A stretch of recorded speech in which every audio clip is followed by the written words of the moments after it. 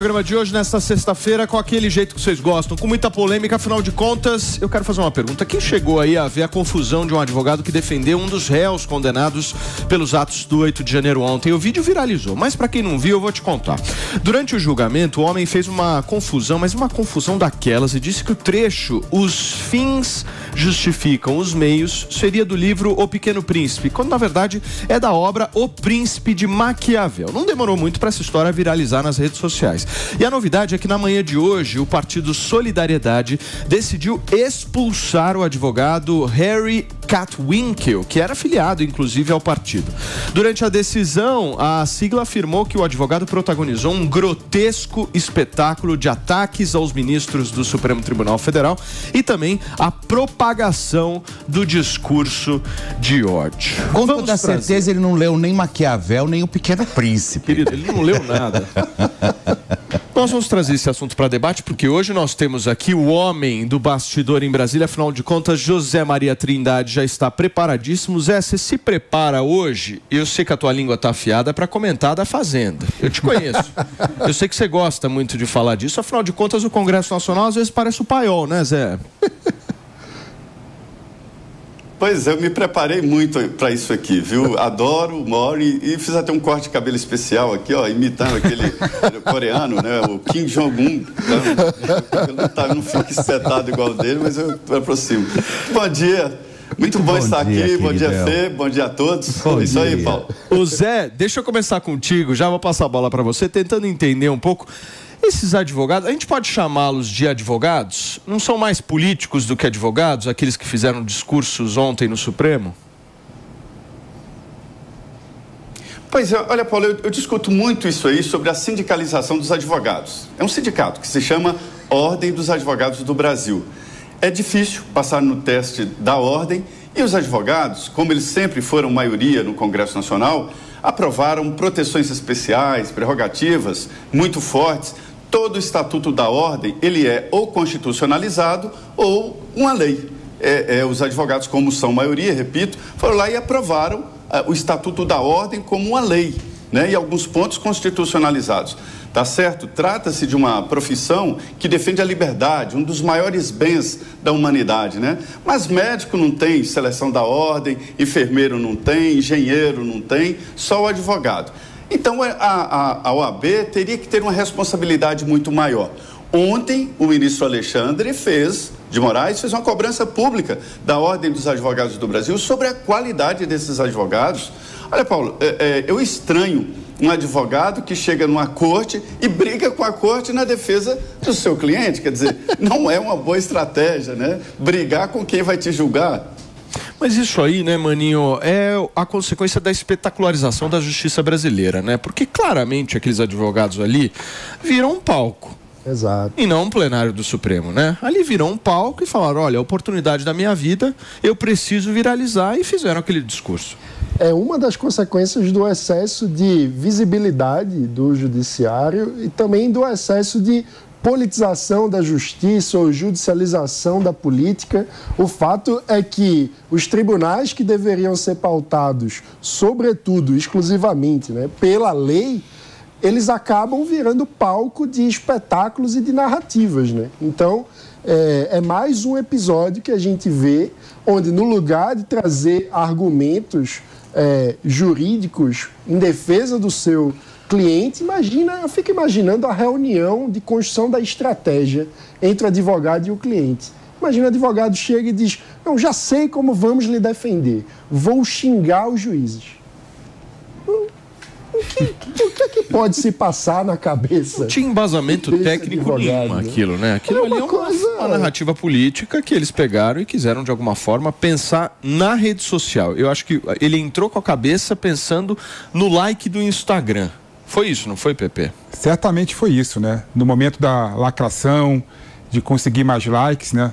O advogado deixou de advogar e defender o seu cliente no momento importante no processo, que é a sustentação oral, onde ele leva para o plenário do STF os fundamentos para pedir a absolvição do seu cliente. Ele pede esse momento precioso para fazer proselitismo político contra a Suprema Corte, né? Xingando os ministros do STF, que são os ministros que vão julgar os seus clientes. Ou seja, é um absurdo, um erro de estratégia.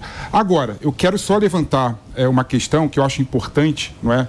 Que eu estou vendo muitas pessoas criminalizando a advocacia, criminalizando o advogado, mas é bom lembrar, apesar de eu discordar completamente da estratégia, o advogado tem um tópico na Constituição Federal, no artigo 133, que fala claramente que ele é inviolável pelos seus atos, não é? Então, apesar de eu discordar do advogado, da atuação do advogado, não cabe ao ministro do STF mandar cartinha para a OAB, não cabe o Solidariedade querer criminalizar o advogado, porque apesar de ele ter feito uma defesa estapafúrdia, né, ele estava na função de advogado. E como advogado na defesa do seu cliente, ele é inviolável pelos seus atos, né? Então não cabe essa criminalização da advocacia. Não é criminalização, eu vou discordar de você nesse ponto. A discussão não é criminalização. Não, o que foi Solidariedade é um partido político. O partido político tem o direito de escolher quem é filiado ao seu partido ou não. Mas isso não é crime. Mas que tenha processo administrativo de solidariedade. Que processo? Tem que ter. Claro que tem que ter. Claro que tem que ter. Tem que ter ampla defesa do contraditório, né? Ele é inviolável dos seus atos.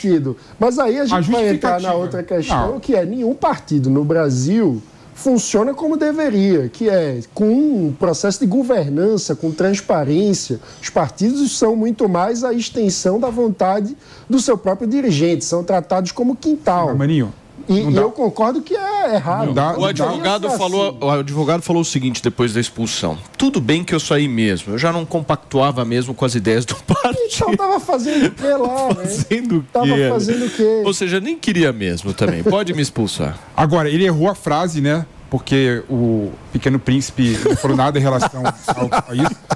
Mas ele acertou no autor, né? O Pequeno Príncipe, na verdade, tem aquela frase clássica, né? Que tu é eternamente responsável por aquilo que cativas, né? Se ele usasse essa frase, ele acertaria em cheio, né? Porque, com certeza, o Bolsonaro é eternamente responsável pelo que ele cativou. E ainda bem que ele não citou ser ou não ser, eis a questão, né?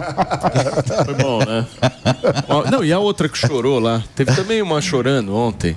É muito triste, né? Esse episódio. Agora, o que está por trás disso tudo, né? Infelizmente, é a formação completamente errada e absurda das escolas e faculdades de direito do Brasil, né? A gente forma advogados ruins, infelizmente. Mas eu acho que é também a era da lacração. Lógico. Mistura o que deveria ser jurídico com o político está nessa coisa da lacração. Parece que o advogado foi lá, muito mais do que pensando na defesa do cliente, estava pensando no corte que ia fazer para botar. Eu acho que ali não é um problema de formação das faculdades de direito, não, viu, Pepe? Ali é a lógica das redes sociais, porque o cara vê ali como uma oportunidade da vida dele. Você pega um advogado absolutamente desqualificado como esse e coloca ele na frente de 11 ministros do Supremo Tribunal Federal, sendo transmitido para o Brasil inteiro. Você acha que o cara não vai pensar no like? Acabou queimando o filme, né? Acho que o cara não vai pensar no like. Alguém vai contratar ele. Claro que o cara vai pensar no like. Para alguma demanda no STF. Não é, Zé? Você não acha que a lógica das redes sociais interfere diretamente nisso? Sim. Sim, o advogado lá, o Coelho, Sebastião Coelho, ele era desembargador, saiu e agora é advogado, né? Se aposentou, agora é advogado. E chega em frente aos ministros do Supremo e diz que eles são os mais odiados da República. Recebeu uma resposta do ministro Barroso dizendo que é odiado por uma parte. Veja bem, eu queria falar sobre o julgamento. O Constituinte de 88 estabeleceu o Supremo Tribunal Federal como o responsável pelo controle constitucional. A última instância da Justiça seria o STJ, que julga inclusive governadores, né? Que seria a parte final. Ninguém nunca pensou na vida um julgamento assim, na área penal. Ministros do Supremo, né? Fazendo julgamento de mais de 1.400 réus na área penal. E ninguém ali tem foro privilegiado. O Supremo Tribunal Federal, ele não tem preparo, não tem aparato técnico para fazer esse tipo de julgamento, e sim um julgamento constitucional. Então, é muito estranho esse tipo de julgamento no Supremo. Por outro lado, os réus, eles ficam em desvantagem. E o Brasil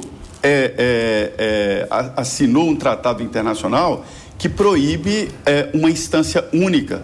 Quem for condenado, e 3 já foram condenados, e por unanimidade a condenação, a divergência sobre o tempo né, a dosimetria, o tempo de prisão, mas houve unanimidade na condenação, eles não têm mais a quem recorrer. Eu costumo chamar, tem um texto meu aqui na página da Jovem Pan, que fala o entubado judicial. Quem for condenado pelo Supremo não tem para onde recorrer, e mais, a VEP, Vara de Execuções Penais, será Alexandre de Moraes, para sempre. Quer dizer, é muito complexo. Não há ninguém aqui, eu não estou fazendo a defesa deles. Não encontrei ninguém que faz a defesa desses vândalos que quebraram os prédios. Agora, só que o debate no Supremo está indo para golpe. Esse é que é o debate. Ninguém defende os que quebraram um prédio público e tal. Agora, golpe de Estado é o grande debate, porque o Supremo está condenando por golpe e isto pode chegar ao ex-presidente Jair Bolsonaro. Eu vi essa tendência.